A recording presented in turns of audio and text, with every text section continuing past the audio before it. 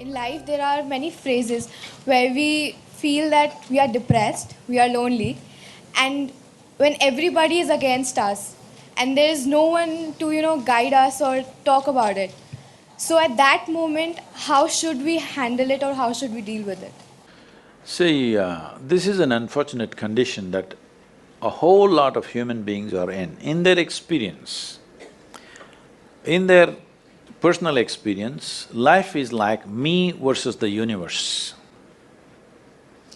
Being in competition with the universe is a stupid thing to do. That's not a competition you must get into. Hello? Me versus the universe is a bad competition to get into. Would you also agree with me? So, this is why yoga does not mean twisting and turning your body. The word yoga means union. Right now it's me versus the universe. This is just your psychological condition. This is not the reality. Even when you feel utterly lonely, are you still breathing? So you're transacting with the world, isn't it? Yes? You only can't get along with the people around you, but the atmosphere is okay with you, food is okay if it tastes good, water is okay. You have transaction with the world, isn't it? Your existence is constantly an engagement with the universe, but your mind becomes against the universe. If you create a psychological condition that you're against or you're in competition with the universe or the cosmos, obviously you will feel crushed for small things. Little things will crush you. When I say little things, maybe you failed your examination, maybe you got thrown out of this university, maybe you got fired from a job, maybe somebody ditched you, maybe something else like this happened. These are all small things between life and death. Because you came here with nothing, isn't it? When you die, there is no container service for you. You die with nothing. In spite of that, most people have turned their homes into warehouses. Most people are carrying such a huge baggage on their head, as if they're carrying the whole universe on their head. This is their own psychological condition. Your thought and emotion is what you're talking about, right? When are you going to figure out how to handle your thought and emotion? Not hers, not hers, not his, yours. When are you going to learn how to handle my thought and my emotion? At the end of your life? The only problem really with life is just this. Most human beings have taken themselves too seriously. They don't understand. You've seen on the computer screen these pop-ups? Yes. You are a pop-up on this planet. You pop up for 2 seconds and pop out. No, you must see, countless number of people like you and me have walked this planet. They were also big people. Where are they? All topsoil? Topsoil or no? Unless somebody, your friends decide to bury you real deep, fearing that you may rise from the dead. You know, there have been such instances. Or maybe you're planning to go to heaven. Hello? Anybody who talks about a place other than this place as a better place than this is a crime against humanity. My fundamental work is to destroy all heavens so that people will learn to live well here. All these idiots who made a hell out of themselves, they want to go to heaven. They made a mess out of this place and then they want to go to heaven. I'm asking you, do you have any proof? Do you have any proof that you are not already in heaven and messing it up? Do you have any proof? You're already in heaven, making a mess out of it. Yes, simply because you are not even learning how to handle your basic faculties of thought and emotion, isn't it? Your only justification is, everybody is like this only, that's how it is in a madhouse. That is how it is in a madhouse, only a doctor looks crazy.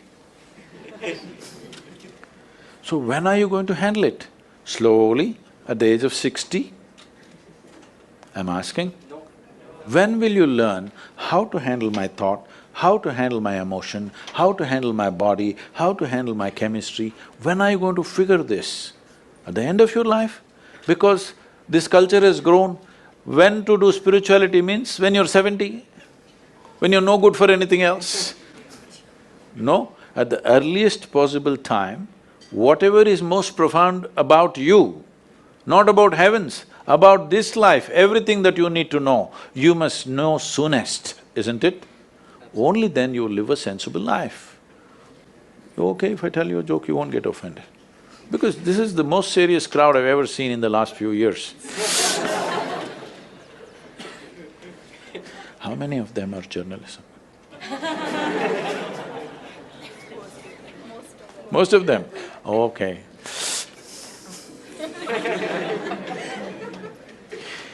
This happened. Shankaran Pillai, when he was in Paris, was married to a French woman. One day, it was their anniversary, first anniversary.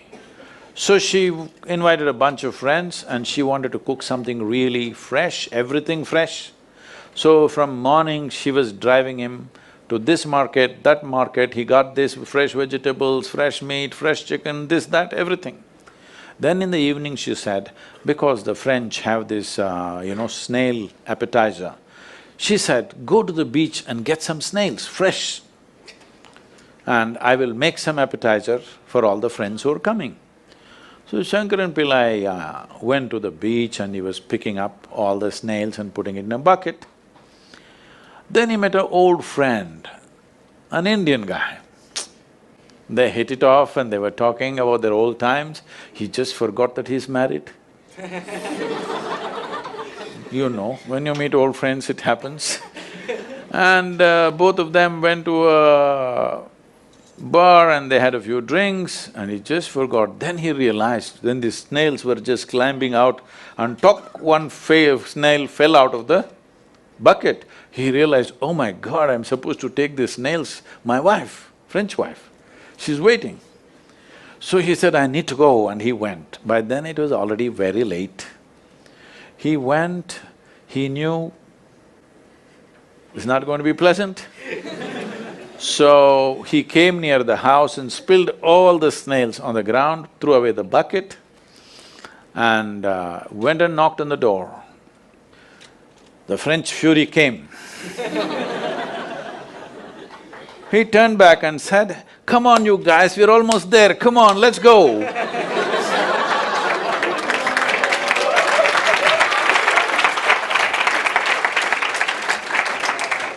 So, when are you going to pick your snails and put them in the bucket and fix them? Huh? Your problems, you must fix them, isn't it? These are not problems. I want you to understand, you are not suffering your life. You're only suffering two fantastic faculties that only… It's a privilege of being human that we have these two fantastic faculties. One is, we have a vivid sense of memory. This is because of this memory our life is so rich, unlike any other creature. And we have a fantastic sense of imagination. Now, this is what you're suffering. What happened 10 years ago, you can still suffer. Why? Are you suffering life or memory? Hello? Memory. What may happen day after tomorrow, you're already suffering. Are you suffering life or imagination? Two most fantastic faculties you have, you're suffering. So what are you asking for? You want to become once again an earthworm. An earthworm is a very eco-friendly creature, I have nothing against it. But it took millions of years of evolution to get you this size of brain, and now you're suffering it. If we take away half your brain, of course you will sit there without any anxiety, without any suffering, peacefully. What we need is, we need to remove your brain, because you're suffering your own intelligence. Yes or no? Because we gave you a very complex machine, you have not bothered to read even the user's manual. You want to just blunder around. No, young people, it's time you figure out a few things about you. If you don't know how, we will give you tools, how to figure this machine out, because in your life, many issues will come. More issues come up in your life means you're living a more active life. Nothing came up means you're not living. Yes? Lots of issues every day. I have the maximum number of trouble going on in my life on a daily basis because so much of activity around the world, global level of activity only with volunteers, okay? Volunteers means nobody is qualified for the job and you can't fire them for inefficiency and they love you, what to do?